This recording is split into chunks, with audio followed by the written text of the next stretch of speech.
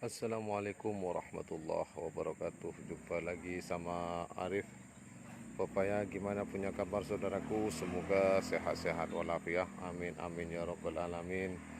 Terima kasih banyak semua saudaraku di YouTube atas dukungannya. Semoga Allah yang balas. Amin amin ya rabbal alamin. Kali ini kita mau kasih tengok saudaraku, selepas saya potong ranting yang lama, dia pertumbuhan lama saudaraku. Saya itu hari saya pernah upload. Nah ini kan nampak saudaraku, kalau ranting baru kan nampak macam ni. Macam ni saudaraku.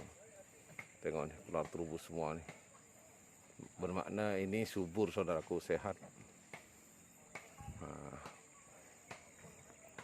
Saya satunya saya kasih tekuk ke sana dulu saudaraku.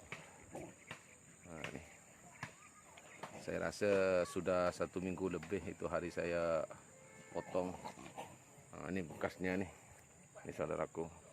Bekasnya itu hari saya potong. Tengok dia punya color daun sudah nampak. Bukan itu lagi, nampak hitam saudaraku. Hitam berkilat, bermakna itu cantik daun durian. Ini alhamdulillah. Tengok saudaraku. Nih. Nih. Tengok saudaraku. Masya Allah, tengok. Nih.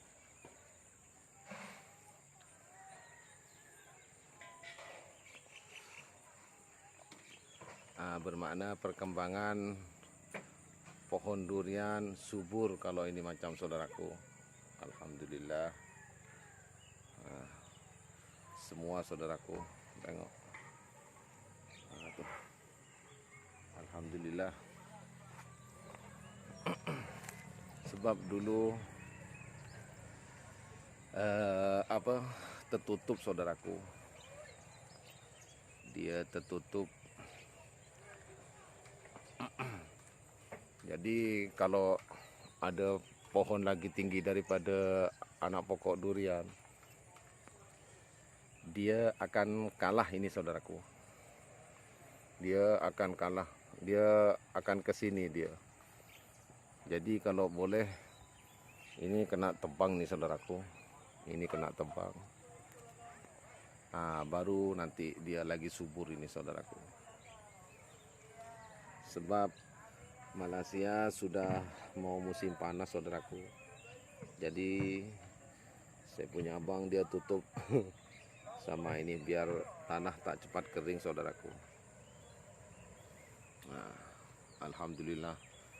Senang hati saudaraku kalau nampak macam ini. Tengok. Masya Allah. Tabarakallah. Tengok saudaraku. Dia punya daun. Mantap. Mantap saudaraku. Tengok dia punya pucuk saudaraku.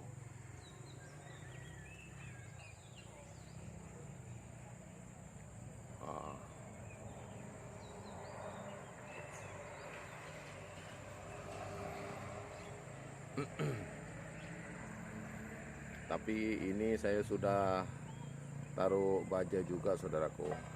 NPK 1616. Itu hari saya taruh semua.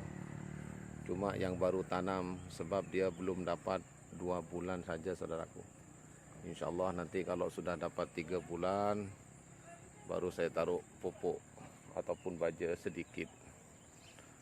1 suduk ataupun 2 suduk. Kalau ini sebetulnya ini sudah lama ini saudaraku. Sudah lama. Ini. Ranting-ranting yang lama saya buang semua saudaraku.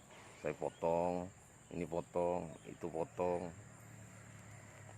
Saya ambil ranting yang baru saja. Alhamdulillah perkembangannya cantik, dia berputar saudaraku, berputar cabang-cabang dia.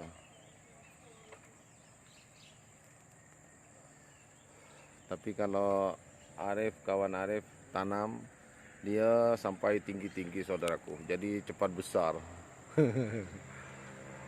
Kawan yang dekat Indonesia ada juga yang tanam yang masih umur berapa bulan macam tu.